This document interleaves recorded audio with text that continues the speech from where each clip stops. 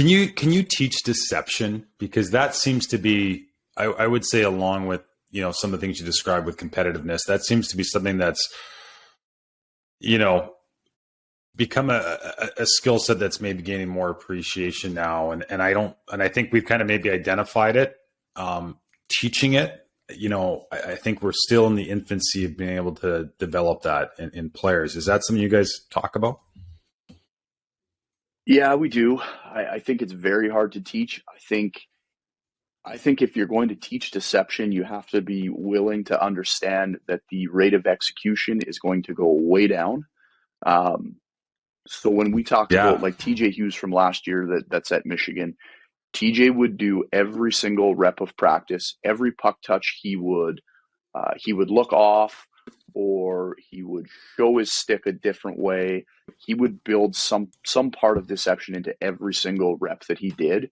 And certainly his passing execution would go down because he's making passes while he's looking the opposite way. But in his 3 years here, his ability to be deceptive, if it grew 1,000%, I wouldn't be surprised. And that was such a huge part of his game last year. And so now we have some new players that we're working with on deception. And then you have guys like we had Zach Bookman last year, 102 points as a defenseman.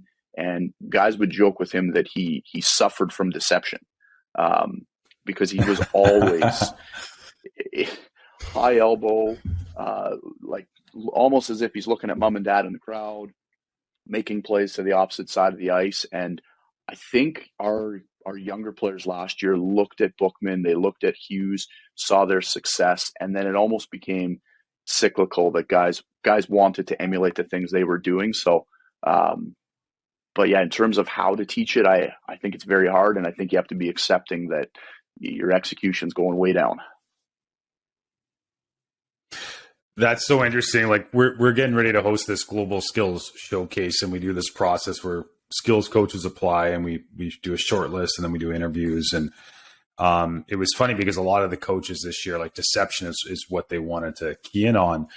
And you start having these conversations, and that was something that came up consistently as they said, the hardest thing with teaching deception is you almost have to get it fully baked in the off season, because if not, the players go to their respective club teams, and if they don't have it all down, their coaches will generally just they don't even try it because you're going to make mistakes. So it's like you get it started, but then you got to start all over again the next off season to sort of build those skill sets. So they said that's kind of their focus, is trying to get it, maybe just focus on one little detail, get it fully baked in a player's game before sending them back to training camp. But I think that's really great advice, especially for coaches at the minor hockey level. Like, if you want to develop elite talent, you gotta let them sink a little bit before they learn how to swim.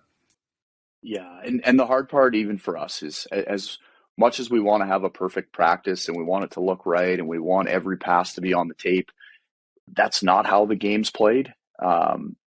We do need to chase some pucks down. We do need to catch some bad passes.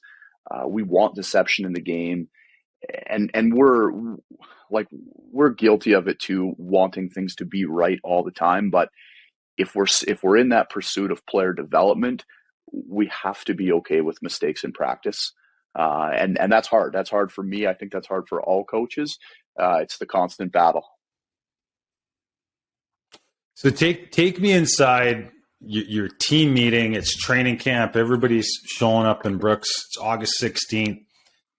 And you're setting the table with a roster full of really talented, skilled players. I'm assuming most of whom have had the puck on their stick a good portion of their careers coming into Brooks. How do you set the table to say, here's how you're going to get your ice time. Here's how we're going to make decisions on who gets allocated what responsibility? Yeah, so very early we're setting out that trust without the puck is certainly going to gain you ice time. So we need guys to know what we're doing defensively, know how we want them to play without the puck. And there's not a lot of ad lib there. You play the way we want you to play without it, and then we give you the freedom when we have it to make the plays that you need and you want to make. And then the other part of that one for me is explaining to them the level of competitiveness that we want in practices and that we need in practices if we actually think that we're going to be a top team and a national championship contender. It's not all going to come through the 60 games. It's going to come through the 4 to 5 practices a week, the day-to-day. And I just think a lot of guys aren't quite ready for a teammate being all over them in practice from a pressure, a physical perspective, whatever it might be. But those are the two main things in that meeting that we're trying to instill on the ice, at least. Along with, we love showing clips of our team losing in overtime in the national championship final.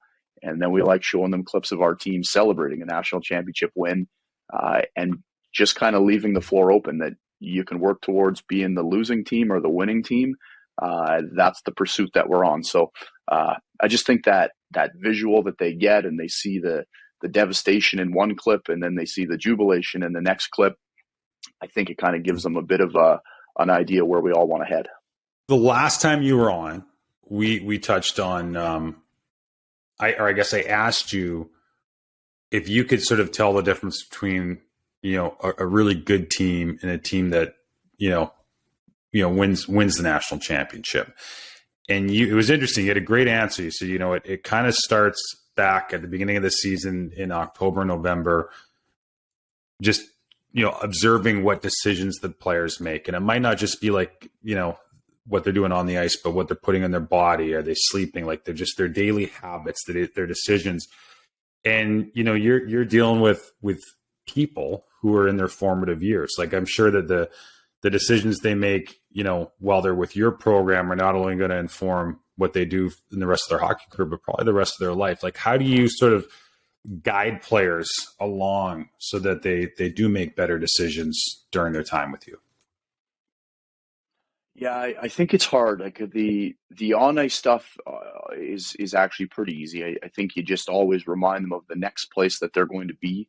And if they think that things are hard or it's too detailed or we're asking too much of them, the next place they're going to be should be harder for them. Off the ice, it's actually getting easier with the amount of stories coming out on social media and different things that young players are deciding to do.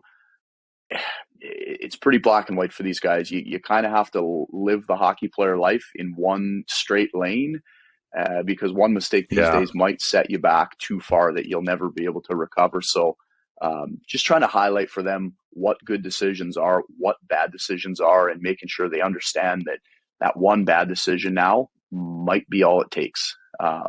Which is, that's such a tough thing for a young guy to understand, and it's almost terrible that there isn't a lot of redemption anymore. But it is what it is, and they kind of got to live the new world, and we got to help them through that.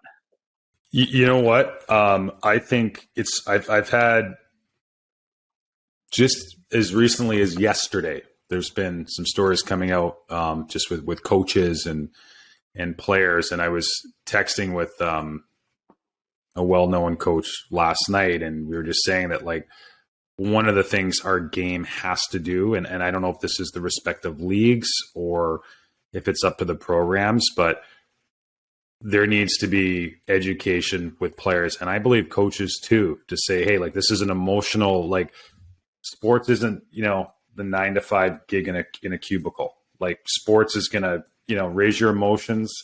And it's so easy to do things that are out of character in the heat of the moment. And we just need to provide, people, I think, better support and guidance of what could potentially come back and be as you said, like a mistake that's really hard to overcome. And it's a different world right now. Like it is. And I think somebody that's in a leadership position like yourself, I'm sure it puts a lot more pressure on you just to think about how you're, leading these players through their day to day throughout the season. Yeah, no doubt, and we're all guilty of it with emotions in the game, no question. And for coaches, it's probably more so with officials than it is with the players. With the players, it's probably player on player stuff, but yeah, you certainly get caught up in the game and all the things that come with it. And I think the thing for us is just making sure our guys understand like where the line is and the things that you absolutely can't say anymore. And you certainly can still have heated things happen in the game, but there's a way to treat them, and it's hard. Like we've seen a few suspensions come out this year for things that people have said, and you now get a bigger suspension for the words you say than the physical actions that you take, which is it's just wild. But that's what the guys have to understand is the stuff coming out of their mouth is so important that they know how to filter that. This episode is brought to you by Instat Hockey, a company that makes sure no action on the ice slips your radar. Passes, puck battles, dekes, dump-ins, dump-outs, zone entries, and exits, everything. All data is registered, neatly arranged, and visualized to help coaches know their players like the back of their hands. You can access virtually any team, any player in any league. If you're not using Instat, you're coaching shorthanded. See what you need to see, cut it down, break it down, and make your players aware of what they're doing to ultimately improve them. Instat Hockey is your pillar of stronger communication with your team. Visit instatsport.com/hockey to learn more about instant post-game reports and Instat Scout, the unparalleled video analytics platform. Again, visit instatsport.com/hockey to learn more.